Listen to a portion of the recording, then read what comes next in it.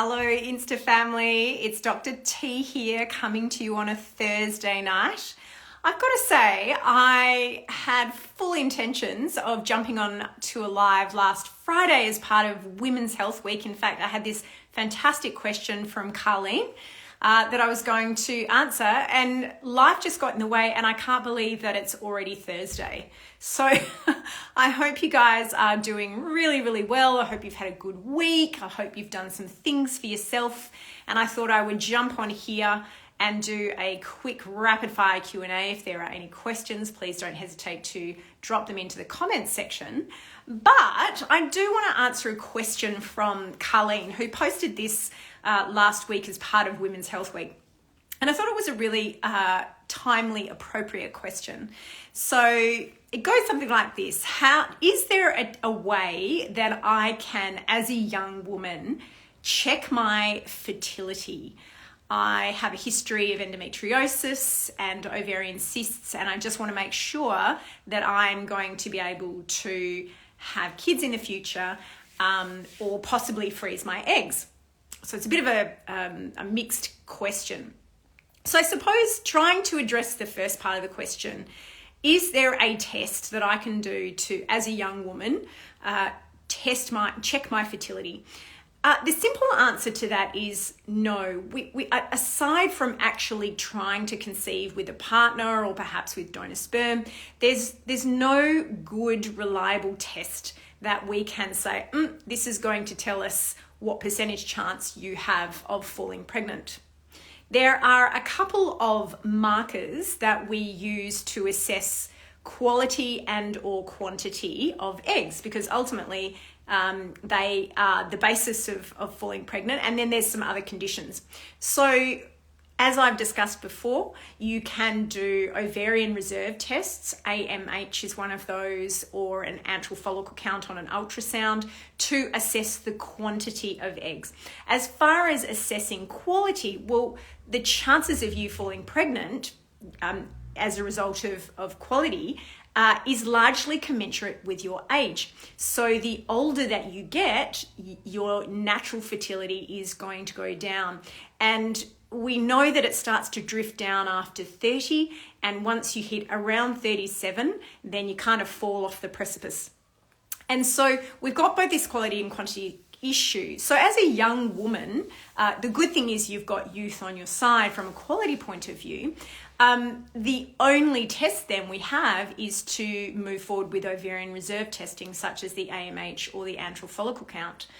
Now, this doesn't actually tell you whether or not you're going to conceive. So you could, as a young woman, have a really low egg count, but you could still have unprotected sexual intercourse and fall pregnant because your quality is really good because you're young.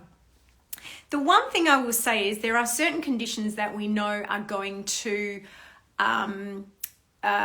compromise fertility, and one of those is endometriosis. So if you as a young woman already know that you have a history of endometriosis, I certainly hope whoever diagnosed it has you on some sort of hormonal suppression to protect your fertility and future risks with developing symptoms associated with endometriosis. But we know endometriosis is potentially going to compromise fertility. So I would always encourage a young woman who knows she's got endometriosis to, number one, be on some sort of hormonal suppression of that disease, because every menstrual cycle is only going to make it worse. But also just be mindful of how that might impact on your fertility in the future. So don't be leaving your chances of falling pregnant till you're 39, because then we know age is also playing a role. So certainly you want to move forward with your family fairly early, and definitely consider, if by your sort of early 30s you haven't found a partner or you're not ready to conceive, definitely consider egg freezing. And having that conversation with a fertility specialist in your late 20s, establishing that relationship, learning a little bit more about your body and your egg reserve is a really fantastic idea. So fantastic question from Colleen. Thank you. I hope that you do come back and have a listen to this, because I did say to you I was going to answer it last Friday, and then, like I said, life just got in the way. So how about any other question? Jacqueline Harris, oh, thank you. My skin is it's certainly getting there. Thank you to my lovely skin specialist who has given me some tips and tricks to getting my skin back on track after chemotherapy. I'll also just note that my hair is coming back, though it is looking rather silvery fox, I must say. And I have had a haircut. I have had my first shave just to get some volume back. I feel kind of like I have a head full of baby hair, so that's quite exciting as well. And certainly my brain cells are back, which is even more important. But do we have any questions? Any questions? Oh, nothing. Well, don't forget that if you've got any questions for rapid fire Q&A, you are welcome to drop them into the comments section. Try and keep it nice and generic. We don't really want to hear your life story because I'll be giving a fairly generic answer. And don't be afraid to drop any question in there. I promise you there will be somebody else watching who would love to hear the answer to that. Something else that I think is really important to talk about while I'm waiting for some questions. I had some discussions with patients today about the importance of balance in life. Going through fertility treatment, even just trying to conceive, it's a really challenging time of life, particularly if things are not going quite the way that you planned. I certainly know with my cancer diagnosis, it wasn't in the plans at all. And I, in the initial stages, had quite a bit of anger and resentment about that. And I certainly know that a lot of people going through fertility treatment also experience the same because it's not quite what you intended for your life. And so I think that it's really important to acknowledge the psychosocial aspects of that and make sure that you're putting time into me. So I am certainly making it my objective to ensure that I have some me time in my life. And tomorrow I'm taking my daughter to see Wicked in Sydney. So I'm certainly excited about that. Hey, I have no questions. I can't believe you guys are stuck for words. Oh, I can always rely on you, Hayley Norwood. Is metformin good for PCOS even when not trying to conceive? So about 40% of females who have PCOS will also have metabolic syndrome in conjunction with that. So doing some sort of assessment of yourself for metabolic syndrome, looking for things like cholesterol or abnormal lipids, doing some sort of assessment of insulin resistance or glucose intolerance is important. And metformin plays a really good role in managing insulin resistance. But I've got to tell you, the first line management of PCOS outside of fertility or even for fertility is always lifestyle management. So ensuring that you've got the optimal diet for minimal simple sugar intake, making sure you are regularly physically active, making sure that you are watching your weight if weight gain has been a component of your PCOS. So metformin may play a role in that insulin resistance if you've been shown to have it. Otherwise, the role of metformin in ovulation induction is as an adjuvant agent. So we don't use it in fertility management to induce a cycle, but rather in conjunction with ovulation induction treatment because it's been shown to improve pregnancy outcomes. So metformin's a fascinating drug. There's also uses for metformin in cancer, as I've discovered, and obviously in the management of diabetes as well. So that's a great question. Thanks for asking it. Sashwa, lovely to see you on again. Is there any way to reduce your natural baseline FSH? Oh, that's such a fascinating question. So as you are probably... on the web. Oh, sorry, Siri.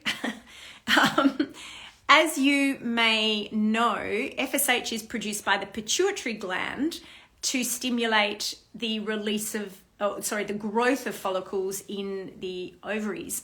And if those follicles are not really responding because they're old follicles, or perhaps you might not have very many left, then the pituitary gland has to produce higher amounts of FSH. in order to kind of knock on the door, knock louder. So hopefully somebody is home and maybe out in the back paddock and they hear the knocking. So there's no real way to naturally reduce that apart from going on the pill or going on HRT. Those things will reduce your FSH because they're feeding back to your pituitary saying, oh, there's estrogen around. And so that will reduce your FSH or your LH. So we will often, in women who have a high FSH, some ovarian resistance, we'll often put them on the pill leading into a cycle of stimulation, just so that we have the opportunity to talk to the ovaries without the pituitary getting involved.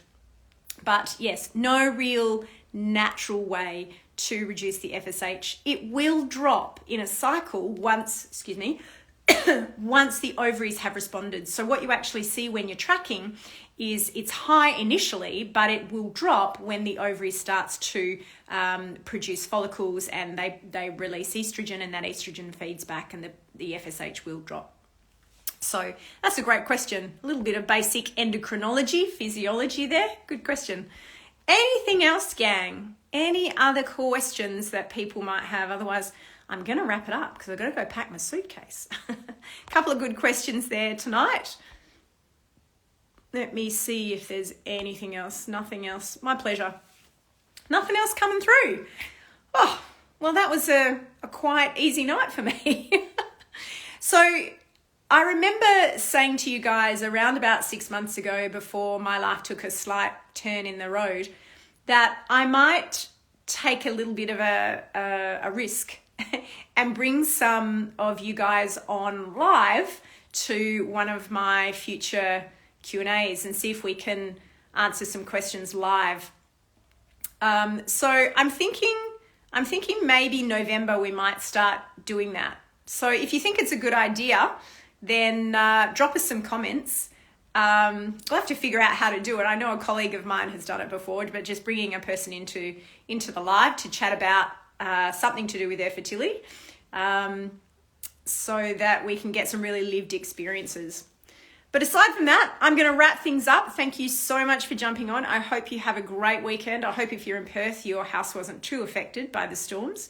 Remember to look after yourselves, look after each other, and make sure that you spend a little time filling your cup this weekend. I look forward to seeing you soon. Bye.